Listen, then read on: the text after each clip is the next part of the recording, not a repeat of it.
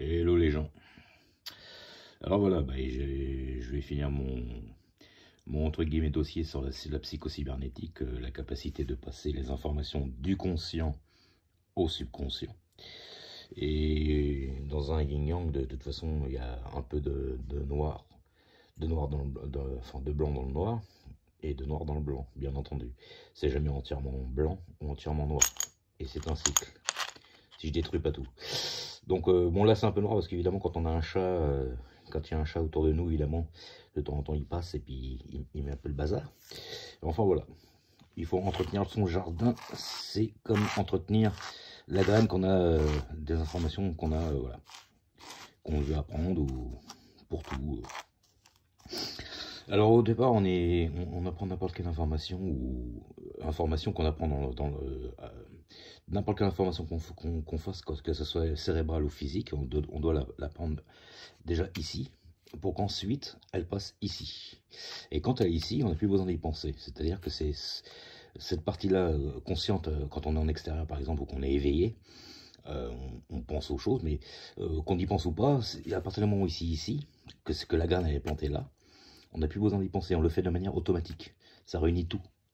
Voilà. Donc au départ on est là. Là on est on va dire on est un apprenti, on apprend de la formation au départ.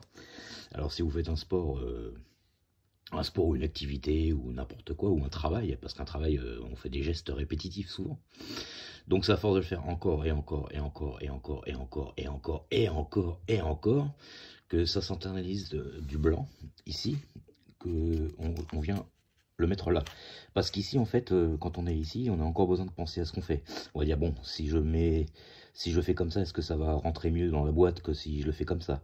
Ou alors on doit, je sais pas, on doit taper un rapport et puis à force de le taper, on prend l'habitude et on voit beaucoup plus vite. On écrit beaucoup plus rapidement. Ouais, en tapant en plus de temps sur le clavier. C'est à force de faire les choses de manière répétitive tout le temps. Voilà. Au départ, on est ici, c'est comme quand on ne connaît pas son chemin, on est là. Bon, alors, est-ce que je dois passer par là? Excusez-moi, madame, est-ce que vous pouvez me donner un renseignement? Je ne sais pas, aller quelque part. Alors, vous passez par le feu rouge qui est là, vous tournez à droite, ensuite vous descendez, vous tournez à gauche, ensuite... Voilà. Donc, on va chercher. Évidemment, si c'est un endroit qu'on a besoin d'aller qu'une fois ou une fois tous les ans ou tous les 2 ans, bon, à la rigueur, c'est pas trop grave, on prend Google Maps et puis n'importe quelle application et puis on y va comme ça. Mais si c'est un endroit où on doit aller régulièrement, quand on va chez quelqu'un ou une nouvelle personne qu'on connaît ou quoi, on doit créer des nouveaux circuits neuronaux dans le cerveau, c'est-à-dire de nouvelles habitudes. En fait, on est nourri de nos habitudes. Et les habitudes qui sont là doivent passer ici pour que ça soit automatisé. Tant que c'est pas passé de là à là, au subconscient, c'est un peu comme l'ordinateur, ça c'est la mémoire morte, ça c'est la mémoire vive. Mémoire quand on est éveillé, mémoire quand on dort. Ça fonctionne exactement pareil, c'est la psychocybernétique. Un ordinateur fonctionne exactement de la même manière. Quand l'ordinateur est allumé, il est là. Mais quand votre ordinateur est éteint, on continue toujours à recevoir les mails, les messages de tout le monde, ou alors l'ordinateur, des fois, il s'allume, comme une télé, même des fois la nuit. La télé, elle s'allume, elle se met en veille, d'un seul coup, on entend qu'elle travaille, et elle s'éteint. C'est parce qu'en fait, ça fait une sorte de mise à jour. Voilà. Et le cerveau, il fonctionne pareil. Donc on est là, on ne connaît pas l'information, on vient de la faire, on l'a fait une fois, 2 fois, bon, on hésite encore, on est encore hésitant, comme n'importe quoi, comme n'importe qui à n'importe quel âge. Si demain on appelle quelqu'un pour dire voilà, vous allez faire un nouveau travail que vous avez jamais fait, il va y avoir au moins un bon mois d'apprentissage. Et en général, les informations pour passer de là à là, il faut à peu près 1 mois environ. Donc c'est pour ça. Que des fois, même moi quand j'étais souvent en intérim ou même au travail, j'étais pas d'accord quand il y avait des collègues qui voulaient tout de suite se séparer d'une personne au bout d'une semaine en disant voilà, il est pas fiable, il fait pas ce qu'il faut, parce qu'en fait, la personne était encore là. Voilà. Et des fois vous avez des personnes qui font l'erreur de donner une nouvelle recrue à quelqu'un qui ne sait pas la former correctement. Donc en fait, si la personne ne la forme pas correctement, la personne qui est ici, elle va faire la chose automatiquement après avec cette personne-là, mais elle va la faire mal. Tandis que si vous la mettez directement avec une personne qui maîtrise comme en général quand il y a quelqu'un qui est au-dessus, un chef, un responsable ou quoi, c'est la personne qu'on va voir, parce que c'est la personne qui maîtrise exactement le travail de quelque manière qui doit être fait. Et il le fait à sa façon à lui. Donc en général, c'est le plus, on va dire le plus gradé, logiquement c'est celui qui a logiquement le plus de maîtrise, quoique c'est pas tout à fait vrai, même encore aujourd'hui je trouve que c'est pas tout à fait vrai. Parce que souvent on s'entoure de gens qui sont même des fois plus capables que d'autres. Chacun, ça dépend de la fonction qu'on occupe. Mais en général, vaut mieux faire quelque chose, vaut mieux faire ici, il vaut mettre avec quelqu'un qui maîtrise ce qu'il fait, pour qu'après on le fasse ici de manière automatique, mais de la bonne façon. Parce qu'on peut aussi apprendre les informations de manière automatique, mais c'est la mauvaise façon de la faire. C'est pour ça que ce sont des habitudes. Voilà, tout ça réuni, c'est des habitudes. Donc c'est un cycle. Voilà. C'est un cycle, voilà.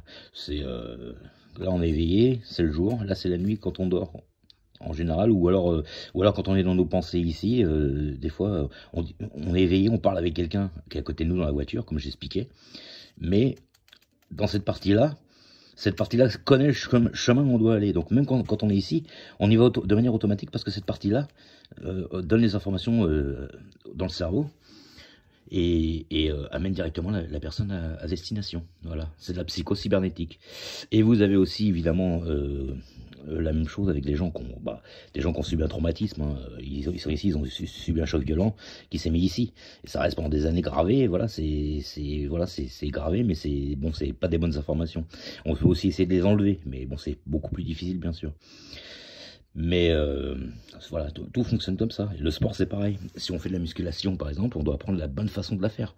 Sinon, on va pouvoir s'entraîner pendant 3 ans, on n'aura pas de résultat, on fera n'importe quoi, on va se blesser, parce qu'on n'a pas les bonnes informations.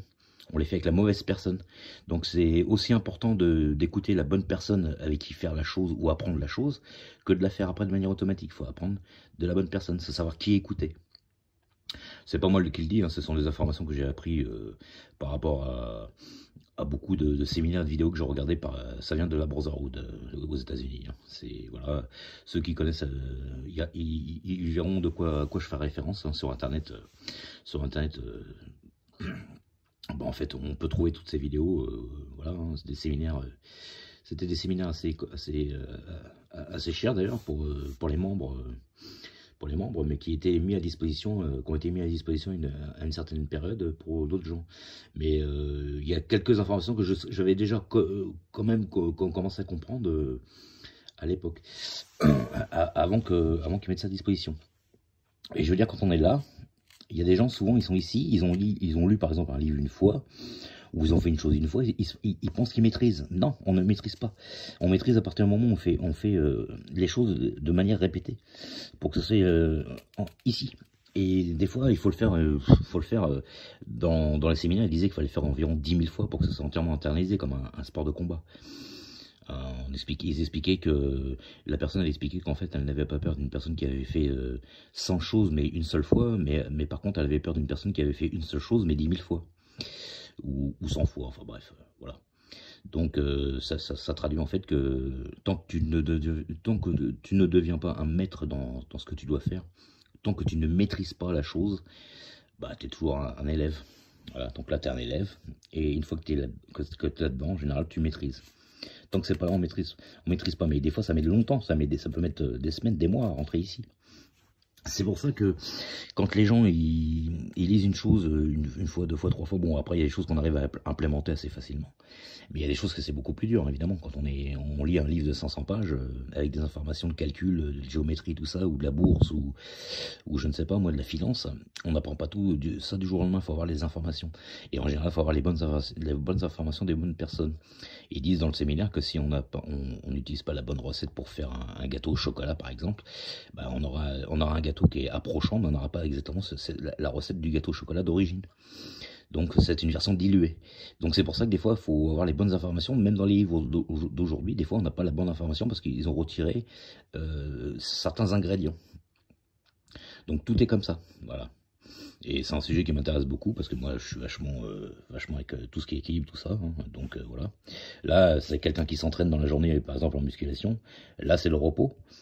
Mais le repos détermine la récupération. On va dire faut être là quoi. Et le repos qui est ici détermine la récupération du lendemain. En fait. Voilà. Ça c'est l'entraînement, ça c'est la récupération. Ça c'est au milieu, on va dire c'est la nutrition.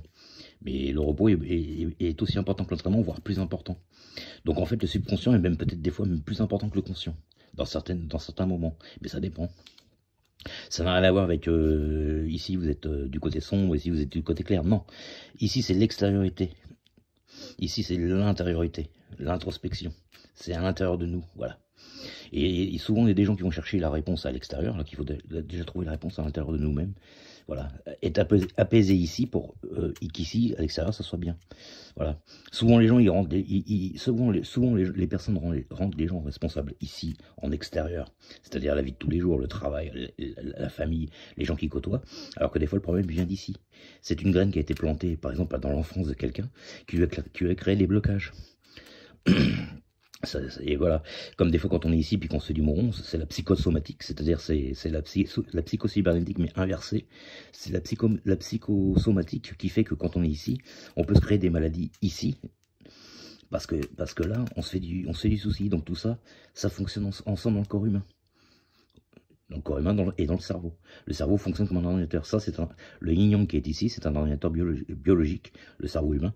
Et l'ordinateur quantique comme aujourd'hui, ou l'ordinateur comme l'ordinateur classique, a été basé sur ce modèle-là.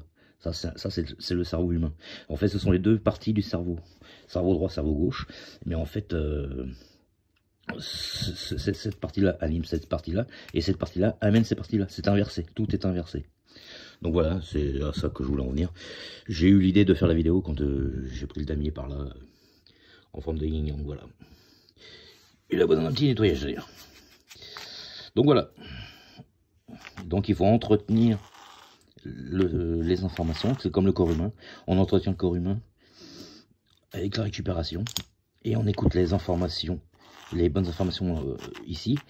Si on les fait pas plein de fois, ça restera ici. Ça sera pas internalisé, ça veut dire qu'ici, dans 1-2 ans, vous allez plus en rappeler. Tandis que si les informations, vous les avez gravées dans votre tête, c'est gravé au marteau-piqueur ici, que c'est passé là-dedans, il n'y a plus besoin d'y penser. Le subconscient se rappellera de la chose. D'ailleurs, vous avez un exemple, c'est que vous avez beaucoup d'intellectuels. Moi, j'ai connu des intellectuels dans ma vie. Vous parlez avec un intellectuel, c'est une personne qui a énormément d'informations dans le conscient et le subconscient. Et des fois, vous remarquerez que la personne a mis énormément de temps à vous répondre. Elle se met par exemple sur une table avec ses petites lunettes, et puis elle a les doigts sur la tempe, et puis elle réfléchit. J'avais un cousin qui était comme ça. Alors en fait, la personne, c'est pas qu'elle cherche pas en disant, c'est parce que la personne elle a tellement d'informations dans le subconscient ici, que le temps que l'information qui est demandée en extérieur par quelqu'un met du temps à venir. L'information met du temps. Il doit la chercher un peu comme un disque dur externe dans ses données de stockage. L'information, plus il y a de données, un ordinateur, plus il y a de données, plus il va mettre de temps des fois à vous ressortir l'information, parce qu'il faut qu'il cherche dans ses fichiers. Et ben, le cerveau humain, il fonctionne pareil. Ici, vous allez demander quelque chose à quelqu'un qui en sait beaucoup, des fois il mettra beaucoup plus de temps à vous répondre, le temps que dans sa tête il fasse la recherche de l'information, parce que ça peut être une information qu'il a appris 20 ans avant, et qu'il n'a pas étudié depuis. Il le sait, mais ça enfuit dans son subconscient, donc il faut qu'il cherche l'information, et des fois la personne va mettre 1 minute ou 2 à vous répondre. Voilà, parce que ça fonctionne comme ça. Et tout fonctionne comme ça pour moi, ça c'est clair. Et je l'ai vu ça avec le sport et j'en suis absolument convaincu. Donc voilà. Allez, ciao les gens.